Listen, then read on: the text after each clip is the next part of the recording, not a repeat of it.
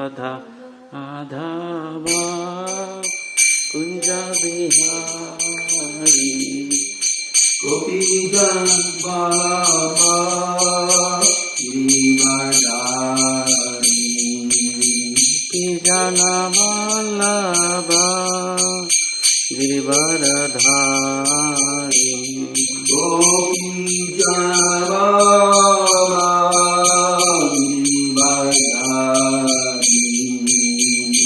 Gopijana Vallabha Givardhari Yasodanandanam Vrajanaranjana Shodanandana Brajajanaranjana Yasodanandanam Vrajanaranjana Shodanandana Brajajanaranjana Yamuna Chiramanachari Yamuna Tira Banachari Yamuna Chiramanachari Yamuna Tira Banachari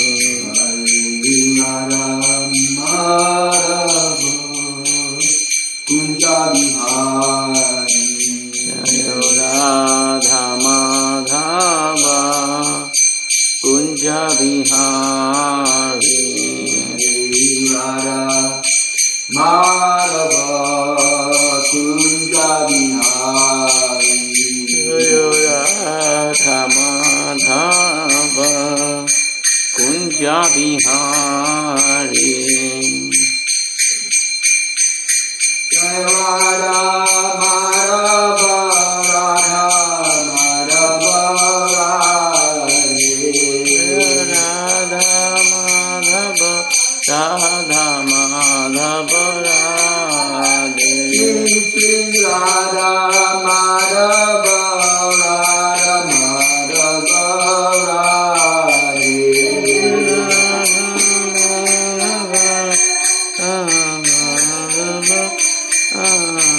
Jaya Goranitai Jaya Goranitai Goranitai Jaya Goranitai Jaya Gauranitai Gauranitai Jaya Gauranitai Shri Goranitai Jaya Goranitai Jaya Goranitai Shri Goranitai Gauranitai Jaya Gauranitai Jaya Gauranitai Jaya Gauranitai Jaya Prabhupada Shila Prabhupada Jaya Prabhupada Shila Prabhupada Prabhupada Jaya Prabhupada Jaya Prabhupada Jaya Prabhupada Gurudeva Gurudev Jaya Gurudeva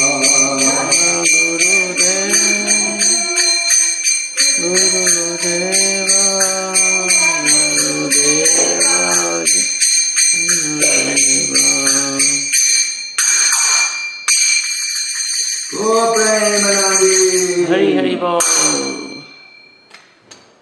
Om Namo Bhagavate Vasudevaya Om Namo Bhagavate Vasudevaya Om Namo Bhagavate Vasudevaya Om Namo Bhagavate Vasudevaya Om Namo Bhagavate Vasudevaya Om Namo Bhagavate Vasudevaya Narayanam Namaskritya Narayanam Namaskritya Naram Chaiva Narottamam Naram Chaiva Narottamam Devim Saraswatim Vyasam Devim Saraswati सरस्वतीं व्यासं ततो जयमुदीरये ततो जयमुदीरये नस्तपरेषु अभद्रेषु नित्यं भागवतं सेवया नित्यं भागवत सेवया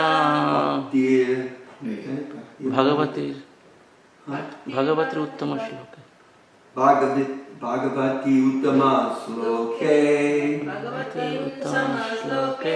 Bhaktir Bhagavati Naistiki Srimad Bhagavatam, Canto 1, Chapter 18, Parikshit Curse by a Brahmana boy. Text number 16 today. Savai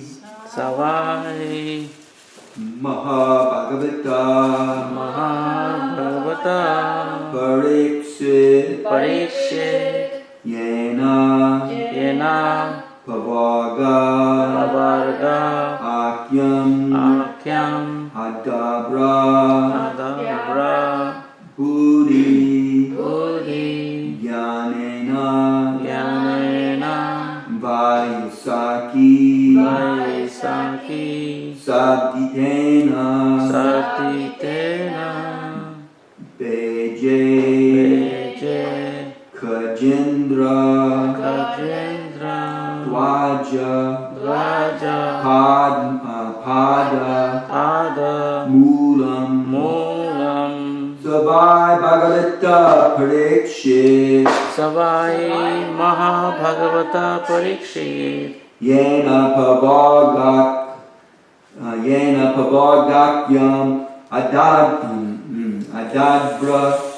Adadbra Buddhi Yena Pavagakyam Adabra Buddhi Jnanena Vayasaki Sabditena Beje Kajendra Dwaja Padamulam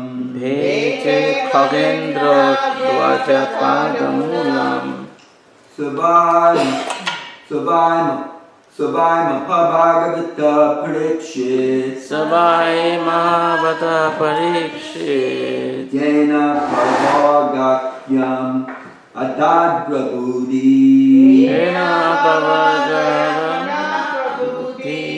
Jnanena Vayasaki Sabditena Beje Kajendra Dwaja Padamulam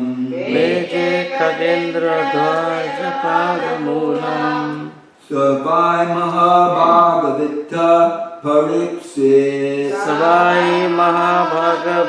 Parikshit Yena Pavagakyam Apadra Buddhi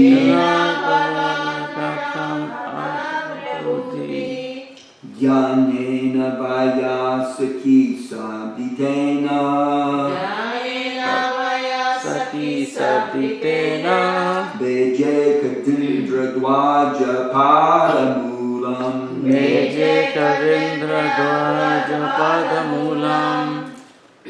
Savai Mahabhagavata Parikshit Yena Pavargakyam Adabra Buddhi Jnanena Vayasaki Sabditena Beje Khagendra Dwaja Padamulam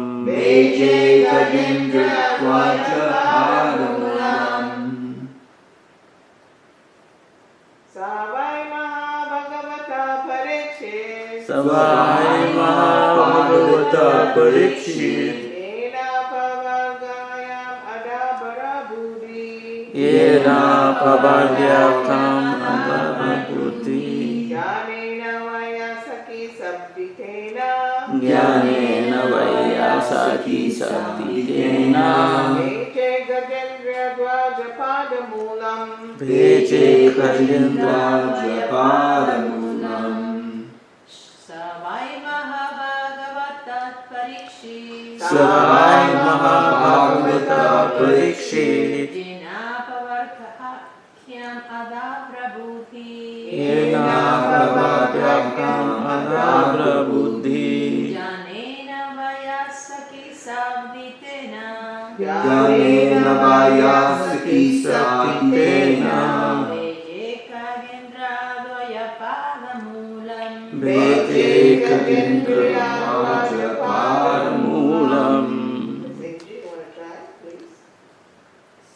Save Mahabhagavat Parikshit Savai Mahabhagavata Parikshit Yena Parvatayam Agra Puri Yena Prabhatyakam Adabra Buddhi Jananina Vayak Saki Savditina Janena Vayasaki Sabhitena Veje Karindra Devaya Padmulam Veje Kajendra Paramulam Hey, is that your first time? Yes. Oh. Jai Hari Hari Haribol Saha Saha He He Vai Vai Certainly Certainly Mahabhagavata Mahabhagavata First class devotee First class devotee Parikshit Parikshit the king the king Yena Yena by which by which Apavarga Apavarga Akyam Akyam by the name of liberation by the name of liberation Adabra Adabra fixed fixed Buddhi Buddhi intelligent intelligence Jnanena Janena by knowledge by knowledge Vayasaki Vyasaki the son of Vyas the son of Vyas Sabhitena Sabhitena vibrated by vibrated by Beje Veje taken to taken to Kaga Kaga Indra Indra Garuda Garuda the king of the bird king of the birds Vaja Raja flag flag Padamulam Padamulam soles of the feet. soles of the feet. Translation, please repeat. O Sutta Goswami, O Sutta Goswami, please describe those topics please describe those topics of the Lord of the Lord by which Maharaj Pariksit, by which Maharaj Parikshit, whose intelligence was fixed on liberation, whose intelligence was fixed on liberation, attained the lotus feet of the Lord, who is the shelter of Garuda, who is the shelter of Garuda, the king of the bird. king of birds. Those topics were vibrated Those topics were vibrated by the son of Vyas, by the son of Vyas, Srila Sukadev. Srila Sukadev. O Sutta Goswami, please describe those topics of the Lord by which Maharaj Parikshit, whose intelligence was fixed on liberation, attained the lotus feet of the Lord, who is the shelter of Garuda, the king of the birds. Those topics were vibrated by the son of Vyas, Srila Sukadev. Srila Prabhupada's divine purport. Jai Srila Prabhupada.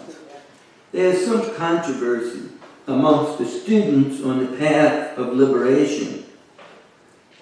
Such transcendental students are known as impersonalists and devotees of the Lord.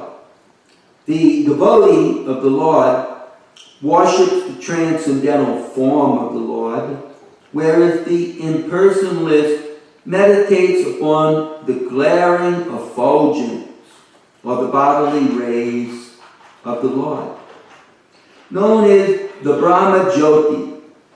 Here in this verse, it is said that Maharaj Parikshit attained the lotus feet of the Lord by instructions and knowledge delivered by the son of Vyasadeva, Srila Sukadeva Goswami. Sukadeva Goswami was also an impersonalist in the beginning, as he himself has admitted in the Bhagavatam, Canto 2, Chapter 1, Verse 9. But later on, he was attracted by the transcendental pastimes of the Lord, and thus became a devotee. Such devotees with perfect knowledge are called Mahabhagavatas, or first-class devotees.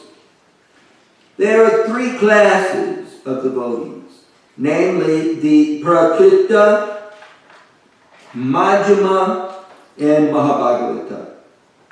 The Prakrita, or third-class devotees, are temple worshippers without specific knowledge of the Lord, and the Lord's devotees. The Madhyama, or the second-class devotee, knows well the Lord and the Lord's devotees. The neophytes and the non-devotees also. So the second-class devotees, the Madhyama, knows well the Mahabhagavata, or the first-class, he knows well the Lord's devotees, the neophytes, and the non-devotees also. But the Mahabhagavata, or the first-class devotee, sees everything in relation with the Lord, and the Lord present in everyone's relation. But the Mahabhagavata, or the first-class devotee, sees everything in relation with the Lord, and the Lord present in everyone's relation. The Mahabhagavata, therefore, does not make any distinction, particularly between a devotee and non-devotee. Maharaj Pariksit was such a Mahabhagavata devotee because he was initiated by a Mahabhagavata devotee, Sukadeva Goswami. He was equally kind even to the personality of Kali, and what to speak of others. So, there are many instances in the transcendental histories of the world of an impersonalist who has later become a devotee. But a devotee has never become an impersonalist. This very fact proves that on the transcendental steps, the step occupied by a devotee is higher than the step occupied by an impersonalist. It is also stated in the Bhagavad Gita, chapter 12, verse 5, that persons stuck on the impersonal step undergo more suffering than achievement of reality. Therefore, knowledge imparted by Sukadeva Goswami onto Maharaj Pariksit helped him attain the service of the Lord. And this stage of perfection is called Apavarga, or the perfect stage of liberation. Simple knowledge of liberation is material knowledge. Actual freedom from material bondage is called liberation. But attainment of the transcendental service of the Lord is called the perfect stage of liberation. Such a stage is attained by knowledge in renunciation, as we have already explained in the first canto, second chapter, verse 12. Such a stage is attained by knowledge and renunciation, as we have already explained in the Srimad Bhagavatam, first canto, chapter 2, verse 12. And perfect knowledge is delivered by Sukadeva Goswami, results in that attainment of transcendental service to the Lord. Thus ends the Bhagavatam purport to the 16th sloka of the first canto of the 18th chapter of the Srimad Bhagavatam. Srila Prabhupada Ki Jai. Jai. So I didn't have a chance to look this over. Just been a little bit busy. But maybe I can just read through it again because there were like some really strong speaking points here. So the sloka again. O Sutta Goswami, please describe those topics of the Lord by which Maharaj Parikshit, whose intelligence was fixed on liberation, attained the lotus feet of the Lord, who is the shelter of Garuda, the king of the birds. Those topics were vibrated by the son of Vyas, Srila Sukadeva Goswami. Again, the purport. There is some controversy among the students on the path of liberation. Such transcendental students are known as impersonalists and devotees of the Lord. The devotees of the Lord worship the transcendental form of the Lord, whereas the impersonalists meditate upon the glaring effulgence or bodily rays of the Lord, known as the Brahma Jyoti. Here in this verse it is said that Maharaj Parikshit attained the lotus feet of the Lord by instructions and knowledge delivered by the son of Vyasadeva, Srila Sukadeva Goswami. Sukadeva Goswami was also an impersonalist in the beginning, as he himself has admitted in the Bhagavatam, Canto 2, Chapter 1, Verse 9. But later on, he was attracted by the transcendental pastimes of the Lord and thus became a devotee. Such devotees with perfect knowledge are called Mahabhagavatas. So this is the first speaking point that I'll speak something about. The impersonalist and the personalist. So the impersonalist, he is enamored by the sunshine or the glaring effulgence coming from the Supreme Personality of Godhead, just as sunlight comes from the sun. And that is called Brahma Jyoti. The Brahma Jyoti coming from the Supreme Brahman, or the Supreme Person. It is all pervasive, indestructible, and beyond time. Everything is situated within it. And it is very, very difficult to get a glimpse of it. And Lord Chaitanya's Leela, when he was speaking to some impersonalists, he manifested that Jyoti just as a merciful way to actually attract their attention in a favorable way. That way they would lend him submissive ear. When they perceived that Jyoti emanating from the body of Chaitanya Mahaprabhu, they became most humble and therefore qualified to listen to Chaitanya Mahaprabhu. Otherwise, in an argumentative mentality where they were looking for some fault to argue about, or to push forth their persuasion, then, it wouldn't have been very tasteful for Chaitanya Mahaprabhu. He liked to do those things when he was a kid, so to speak. He had great fun in dealing with people of that mentality, different logicians and scholars who were expert at arguing the Vedic knowledge. So that was a real pastime for him. And he was never defeated, despite taking on characters who were 2, 3, 4 times his age and much better educated. And even had received the full-fledged mercy of the goddess of learning, Chaitanya Mahaprabhu. He had, of course he didn't have any doubt, but he never flinched or became nervous, because after all, he is the Supreme Personality of Godhead. However, he did very intuitively think how he could help these persons rise to the transcendental platform. So inwardly, he would meditate like that. How can I help this person while engaging in my pastimes here?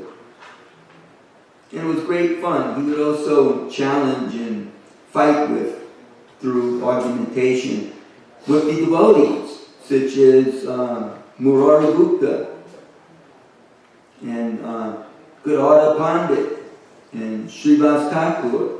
So many of them he would challenge and argue with. But by the time he met these impersonalists in Varanasi, he was a full-fledged Mahabhagavata. And he couldn't help but see everyone as a devotee of Krishna. And he didn't really have any fun doing these things he used to do as a younger person. For him, the important thing was people becoming a devotee. And he didn't see how these people could become a devotee just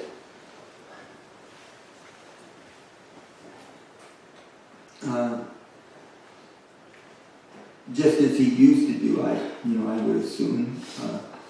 I'm just a little bit speculating on this, on the Lord's intentions. None of us can ever know his intention, but just trying to see from what we know of the pastime. It seems like the Lord used he definitely used a little bit different strategy by emanating his effulgence to attract these impersonalists.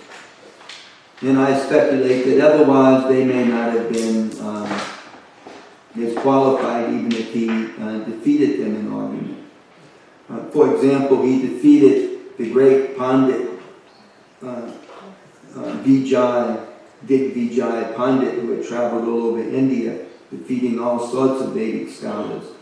That Pandit had received the full mercy of the goddess Saraswati, and he was undefeatable. And his speech was not even comprehensible by persons who were not extremely qualified in the Sanskrit language. He was the epitome of education and knowledge. But yet, Lord Chaitanya unraveled him completely and turned him into a devotee by the mercy of the goddess of learning, as well as himself. Here was a different situation. And all these sannyasis, there were many of them, they were fixed in their impersonal understanding. They had already been highly critical of Lord Chaitanya, who in one sense was one of them because he had taken initiation into their sampradaya. So he was a member of their school, but he was obviously different. He practiced bhakti, which they saw as something that was practiced by young people and the ladies, people who would attend the temples and chant bhajans and take pleasure in hearing pastimes of the Lord. This was bhakti, and they considered it a beginner's practice.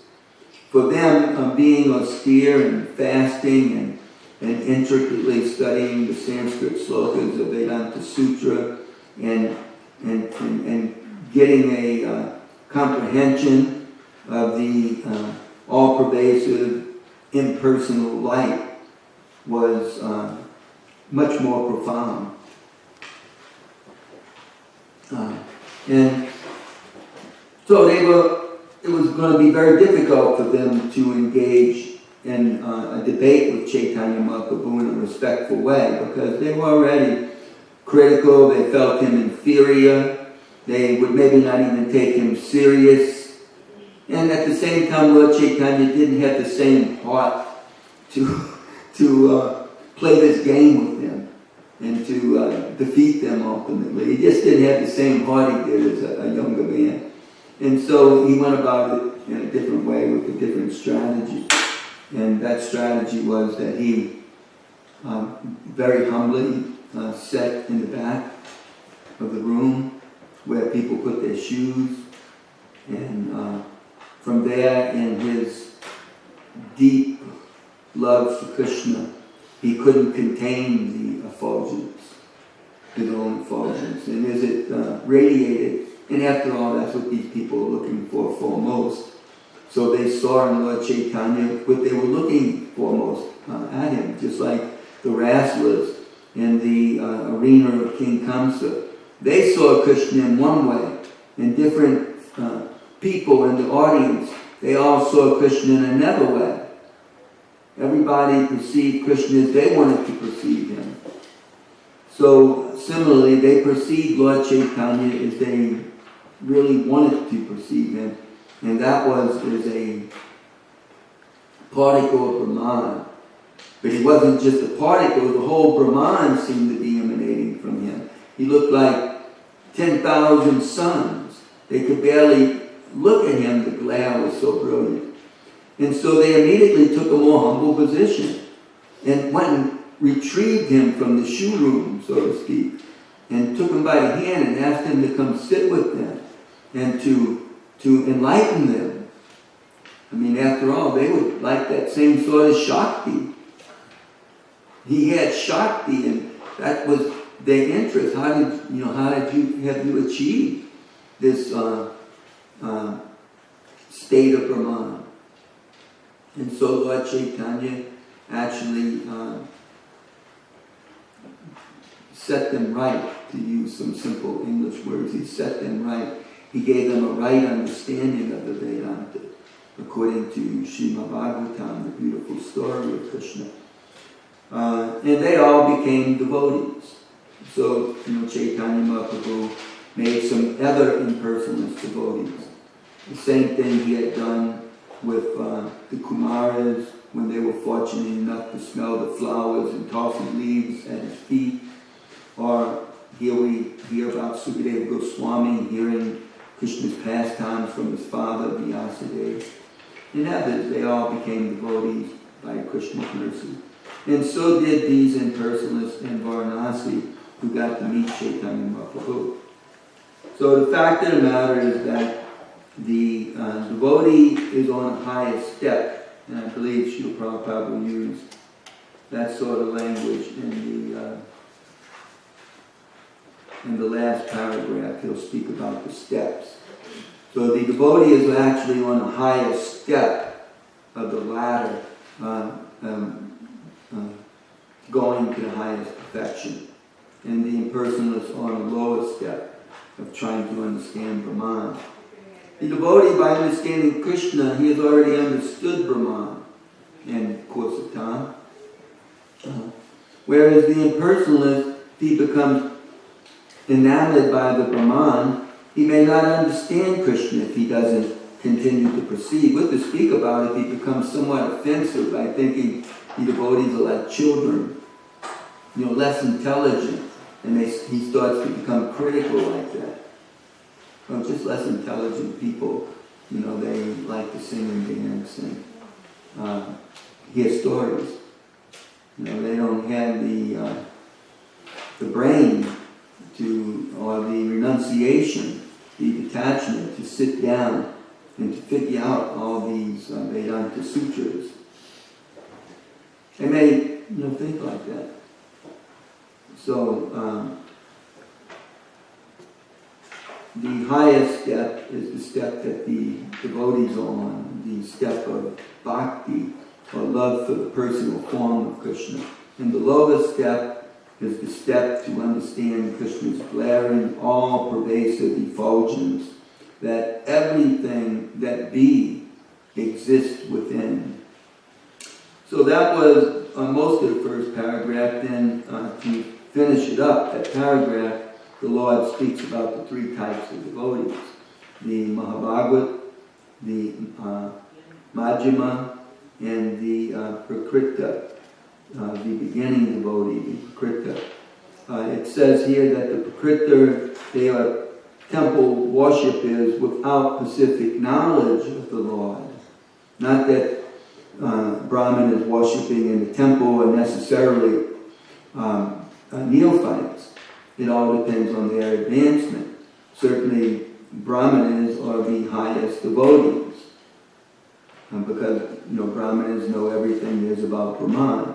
But the neophyte Brahmana, he may just be being engaged in doing some of the worship, helping in different ways, being guided by the older Brahmanas. So he's a neophyte. He may not have a lot of specific knowledge of the Lord or the Lord's devotees. He may not see the Lord's devotees as transcendental. They may look like old men to him, and his knowledge of soul and super soul may not be really complete. He may have some understanding of Bhagavad Gita, but depending on how much understanding, he just may be a neophyte. Someone who is being trained to serve the deity, and he may be in his initial stages of understanding the birds and the bees, so to speak, how the soul is transcendental, the soul is eternal, and the soul is the servant of the super soul. And that super soul is with each and every individual soul in loving relationship. And the material body is just an external dress. So he may not really carry that vision, the neophyte. He may just know where he grew up, and he may know that this is what the most respected people in society do, at least in a Vedic society. Even in our society, religious people are often respected, especially by other religious people. Of course, in an extremely sectarian society, they may just criticize other sects. But in a society, a respectful religious type of society, priests are very respected. So, that person, young neophyte, may think how fortunate he is to be born in such a family, and he's being trained to do this, and he may take it all very serious, but he's just at the beginning of his education. He hasn't yet progressed. So it's very difficult for him to actually see that it's Krishna standing there, and it's not just a statue representing Krishna. He may, and he won't see how the other Brahmanas are walking with Krishna within their heart. Those things will not be so vivid. Whereas the Madhyama, he will understand those things. He is fixed in that knowledge, and he has, very firm faith in that knowledge.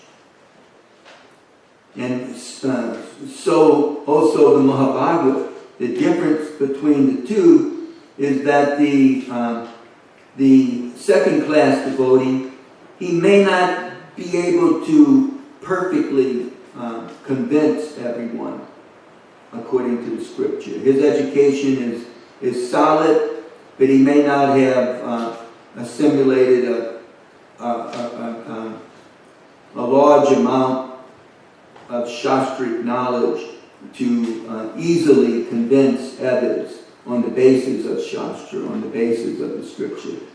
Nor is his vision as powerful as the Mahabhagavad. The Mahabhagavad can't help but see the non-devotees practically on an equal level. He just can't help it, because his vision is so clear of the soul and the super soul. And he's not even disturbed by the envious non-devotees, or even some envious devotee. They just don't bother him. Whereas the second-class devotee, he prefers not to associate with them. He doesn't want to be disturbed by them. He doesn't want to make an offense by getting into an argument with them and it turning into some sort of shouting match or something. He'll just avoid those persons. He'll see the innocent people and he'll attempt to elevate them. But when he sees some real demon, who's envious of devotees and takes pleasure in harming the devotees either with his thoughts or words or deeds, and he just completely avoids that person. Whereas these Mahabhagavats, they're just so transcendental. We can't always understand them. Sometimes they're described as avadutas. Just like Sukadeva Goswami, they don't worry what kind of clothes they got on. It's like we had one devotee in our movement, sometimes they called him an avaduta, because he was so absorbed in his devotional service, which happened to be translating Sanskrit text. They wasn't concerned with his environment. And so if you went to his room, the plates of food that he had previously eaten were left unclean. And there'd be roaches running everywhere. Even going right up the wall in front of his computer.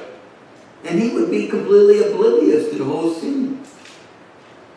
He would just be completely absorbed in what he was doing. No time for cleaning plates, no time for dealing with insects. Just completely absorbed in what he was doing. So sometimes the devotees called him an avaduta. He was an avaduta type of person. And, maybe he had some degree of that type of advancement. He's gone now. He's no longer with us.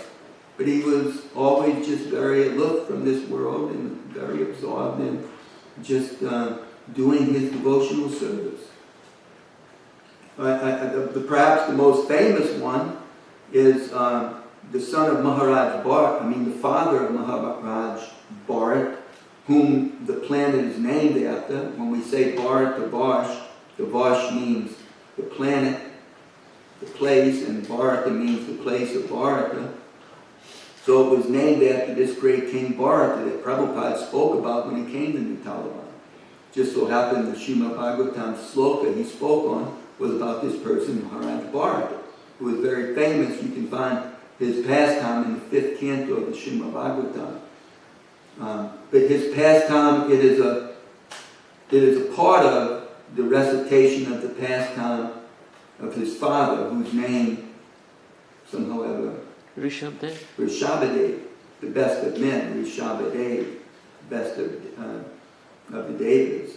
Rishabha is the best, if I'm got a proper translation there. He was the father of this Maharaj Bharat. They were both Kshatriyas, and when Maharaj Rishabdev renounced his kingdom, he turned it over to Maharaj Bharata, his eldest son. He had 100 sons, and he turned the kingdom over to Bharata Maharaj, the eldest son. And then he became an avaduta. He would simply travel around, his mind completely absorbed in transcendence. And again, you had a person who did not care about what he had on, and did not care where he evacuated. Now, that may not be a good thing for those of us who are not so spiritually advanced, because it will gross people out. But he was so advanced that for 80 miles, and that's incomprehensible, but things like that would happen in other ages, not in Kali Yuga. Kali Yuga, maybe it's like, maybe it would be thousands of times less. If somebody did something like that, it would, maybe you could smell it for just a few feet. But for him, for 80 miles around, if he evacuated, everything would smell like roses. That's how powerful he was, and how saintly and how pure his body was. So, obviously not an ordinary person, actually an incarnation. I don't know if he's Shakyavesh, an empowered Jivatma, or some type of expansion of Vishnu. But he's considered in some type of avatar. I think it's a Shakyavesh avatar was, Maharaj Rishabdev. So Prabhupada spoke about his son, and I could go into that just to finish up the class, but we only have 10 minutes here. And, Where is it about Rishabdev? I think in the 5th canto. Very little. It's a whole chapter. Yeah. Yeah, chapter dedicated to him. But just like there's maybe 2 chapters, 3 chapters dedicated to Lord Ramachandra, but you have the whole Ramayana, 18,000 verses or so.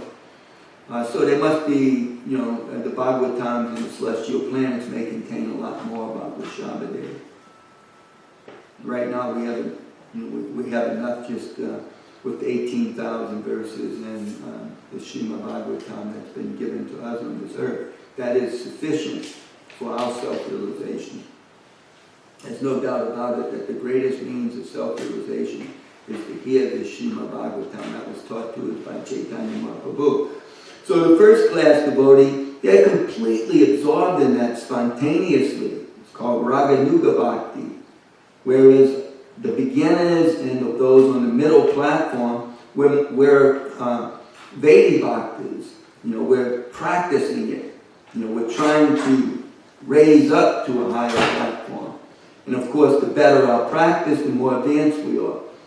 Just like anyone in the world, the better their practice, the more advanced they are in that particular art or science. So similarly in bhakti, the more practiced we are, then the better we are at dealing with it. Just like if we ask someone who hasn't had any practice to dress the deities, it would be extremely difficult for them. Extremely difficult. You may have someone who's very artistic and they may do somewhat an acceptable job, but it would be something that they are unpracticed at.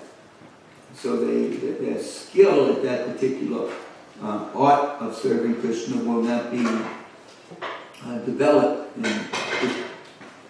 in that space in their life. So, the practice of devotional service is very important. And Krishna even says that in Bhagavad Gita in the 12th chapter. He's talking about how easy it is to come to him. It's so easy. He says, just fix your intelligence on me without any doubt, and surely you will come to me. Pretty easy thing. All we got to do is fix our intelligence on Krishna without any doubt, and we can go to him. But the problem is our intelligence is completely immersed in matter, or completely not surrendered to Krishna's lotus feet. And there may even be all kinds of doubts about Krishna, especially for those of us not born in some coming from some sort of Brahminical platform. There may be all kinds of doubts. Perhaps we came from a platform of people who are simply logicians. They like to argue about things and understand the truth that way. So naturally, our expertise is just in making arguments about, whether God exists or doesn't exist. Making all sorts of arguments about even the practice of bhakti and theists, as well as making arguments about, non-theists and agnostics.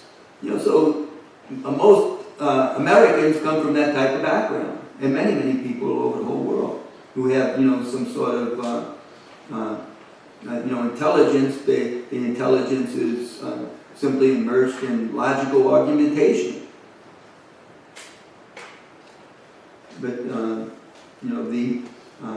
people born in a devotional, with a devotional background, then they don't see things the same way.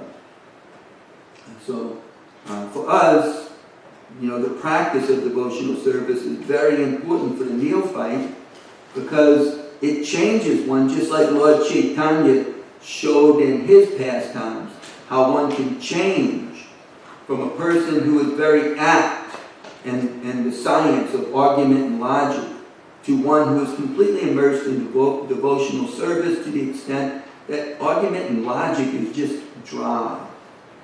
They really don't have much of an aptitude for it anymore, because it's too brain consuming and they don't want to put their brain in it.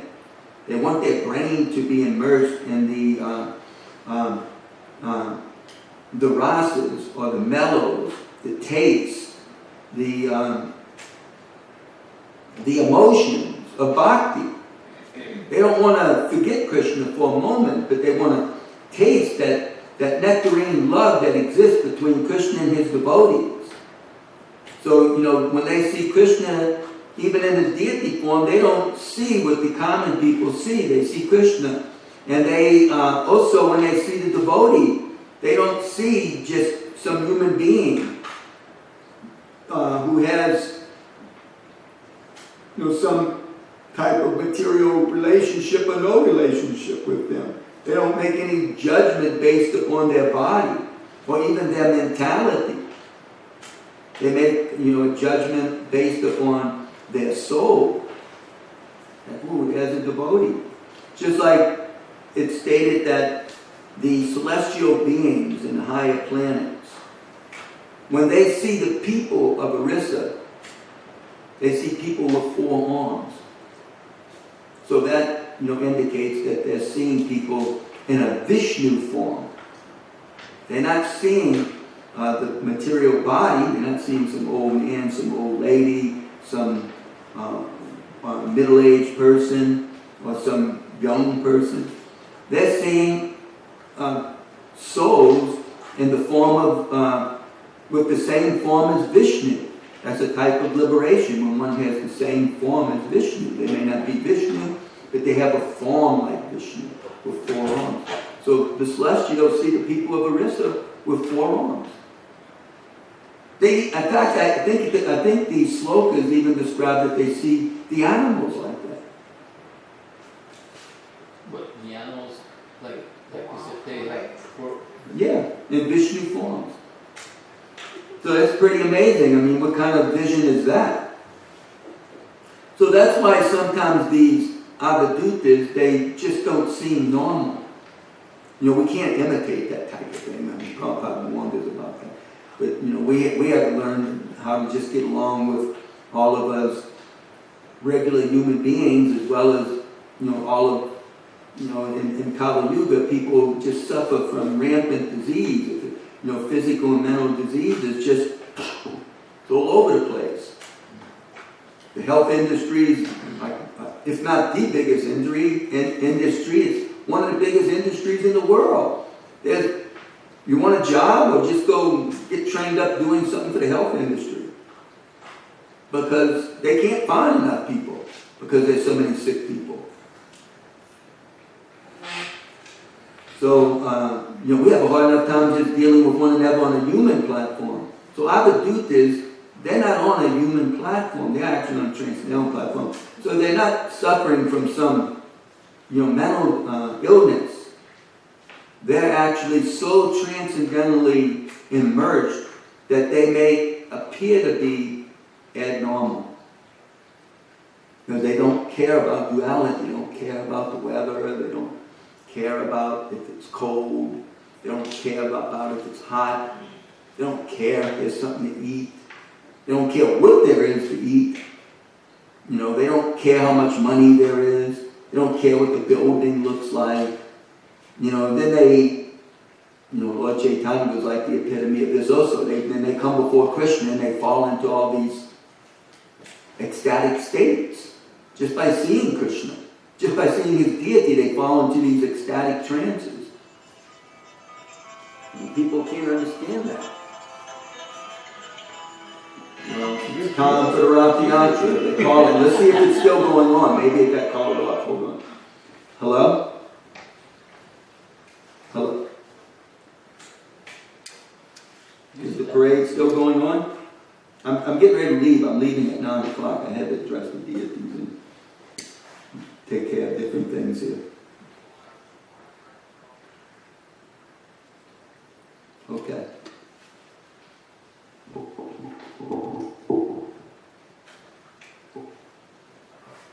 Hey, Maharaj. So what you think? I can call the police or something? I told Sorbatarak where to go last night.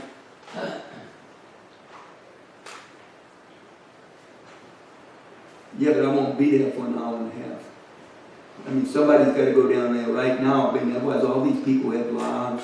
They have to be informed immediately, And I don't know. They may have to pay. They may have to pay double because there's nothing set up for tomorrow, and all these people are doing something else. So, but they'll do things for money. So we may end up paying today, and we may end up paying tomorrow. I think $1,200.